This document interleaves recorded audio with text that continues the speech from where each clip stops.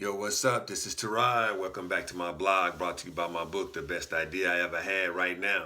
You can find it on amzn.to, barnesandnoble.com, the Kindle, the Nook, and nope, not on iTunes, not right now. You know what I'm saying? Look, it's coming soon. It's coming soon. If you're only doing that iTunes thing, it's coming soon. I can guarantee you that. It won't be long.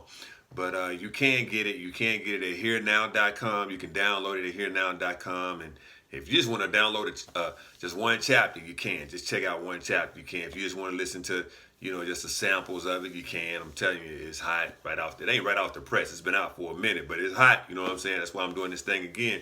But anyway, look, here's the deal. This is what, like day number 4.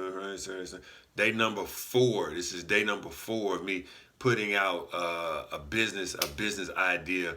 The 30 business ideas in 30 days, just for some of you guys out there that's looking to probably do something different or do something new for the 2019, you know what I'm saying? So look, here's the deal. A lot of people have ideas about, well, not just ideas, but something that's really on their heart, something they really just they feel strongly about.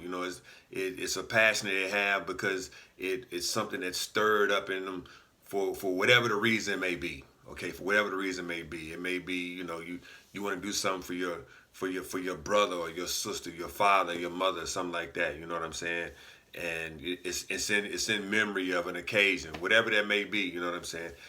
Basically, what you're trying to do is start a nonprofit, right? In most states, you can set up a nonprofit with the state, but the problem with it's not a problem, but what turns out to be an issue with just setting up a nonprofit with the state in which you live in, typically is not recognized as a write-off for the federal government with the IRS, pretty much.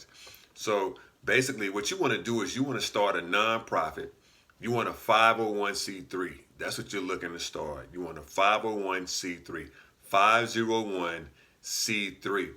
That's a tax code for the IRS, or it's a tax entity for the IRS, to where businesses that donate to your organization, they're able to write that off as a tax write-off, right? And that's the benefit of starting a nonprofit. Another benefit, or the major benefit of a nonprofit, is you can submit the paperwork to these companies, and they can give you money. They can write it off, and you actually can pay yourself because you're the chief executive officer or the president or whatever it may be. Just because it's a nonprofit doesn't mean you don't make money. That just means that you've got to fully document, where you're saying that money is going, and you've got to be able to have quarterly quarterly business meetings with your board of directors, written down so that if the IRS comes in for an audit, you will be able to supply that information to them, showing that it was a documented business meeting, and you're talking. You're having business. Matter of fact, you don't even have to have it every quarter. It's just got to happen. It's just have to happen annually. Just once a year. You know what I'm saying? But it'll be good to do it once a quarter. So just think about it like this. Say, for instance, a nonprofit that I started before was with my youth football team, right? And basically, I wanted to get uniforms and apparel set up for my youth football team.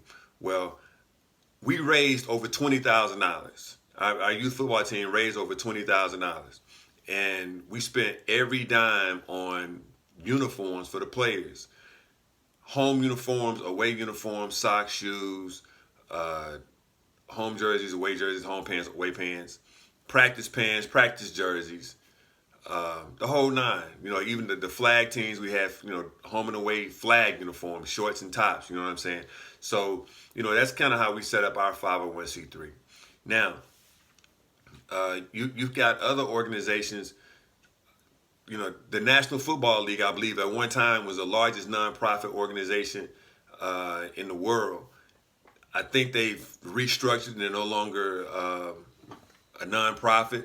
But the way that could work is organizations can donate money to an organization such as that, and then that organization can have it, in their bylaws that these are the different entities, different levels of the entity that's going to be getting paid for. For instance, the president of the organization can get a salary, the secretary, the treasurer.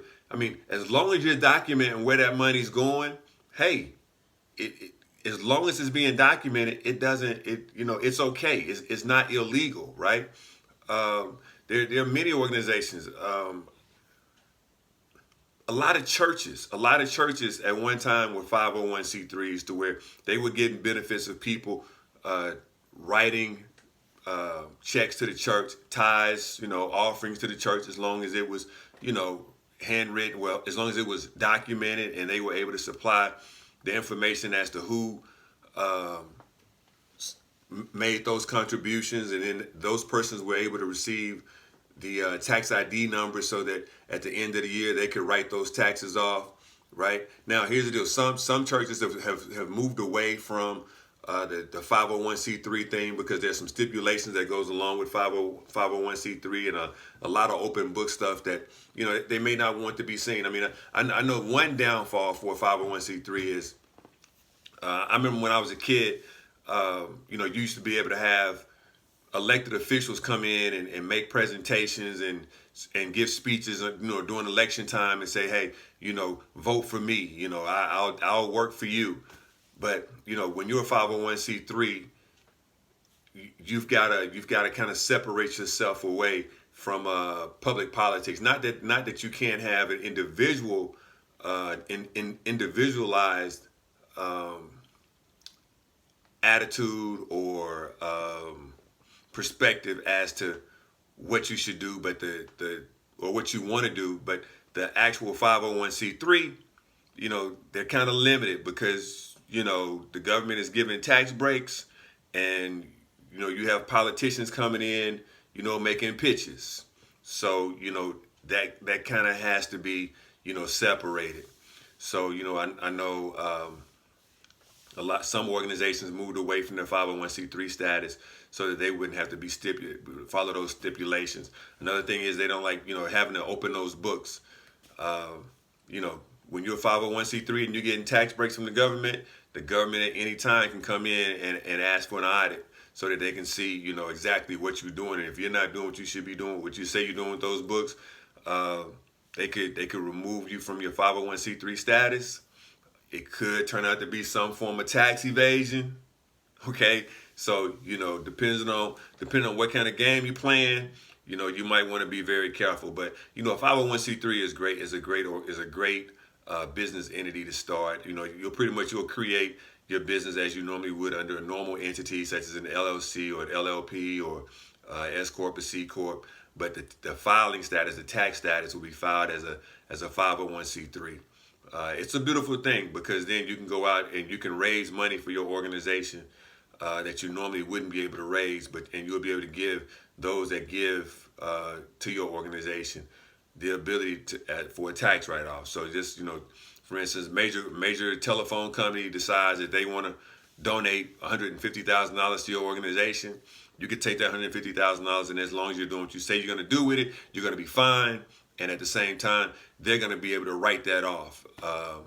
And that's pretty much how you can go out there and find grants. Once you have that 501c3 status, you can go out there and find different grants, that identifying organizations such as yours to give monies to.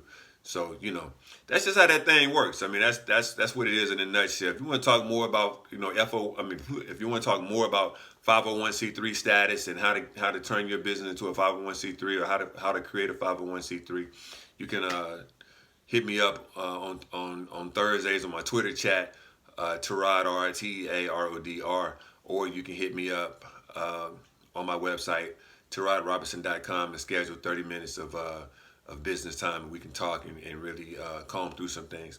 Look, this has been Tearod. Thank you for visiting my blog. This has been Tearod. Thank you for visiting my blog, and I look forward to seeing you again. Thank you.